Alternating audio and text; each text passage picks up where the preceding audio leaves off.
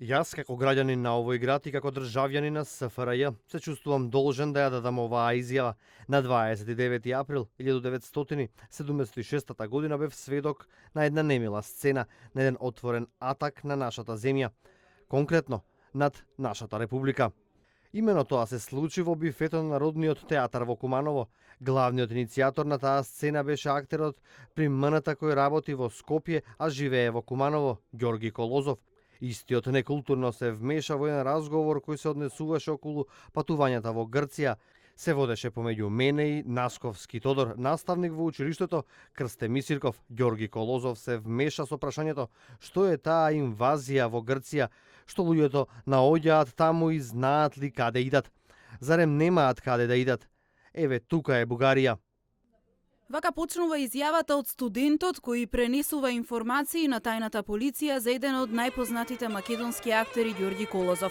Колозов бил кодошен во деновите додека студирал од своите колеги.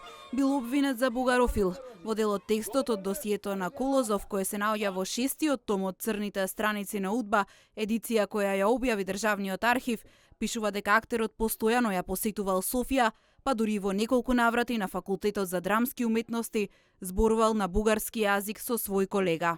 Секој оној кој што на некој начин бил јавна личност и имал препознатлив лик, бил на мета, се внимавало какви се неговите изјави надвор од камерата или надвор од бината ако се работи за театарски актери. И мощно контроверзно е што во неговото досие се појавува изјава на денешен уметник со име и презиме. Ние не тврдиме дека е тој, до денеска нема ограда од тој што ги давал изјавите во полиција, но името е мощно познато и мислам дека македонската јавност ќе биде зачудена од овој случај. Државниот архив на Македонија поседува 15.000 досиеа во 630.000 страници направени од страна на тајната полиција во периодот од 1945 до 2000 година. Се верува дека биле направени околу 120.000 досиеа, но ги нема, па се претпоставува дека дел се уништени, а дел одстранети. Кодошени биле познати личности од земјава од разни сфери на делување. Ниту уметниците не останали имуни на прогонот на тајната полиција. Во 6-тиот том од Црните страници на УДБА се опфатени 19 досиеа.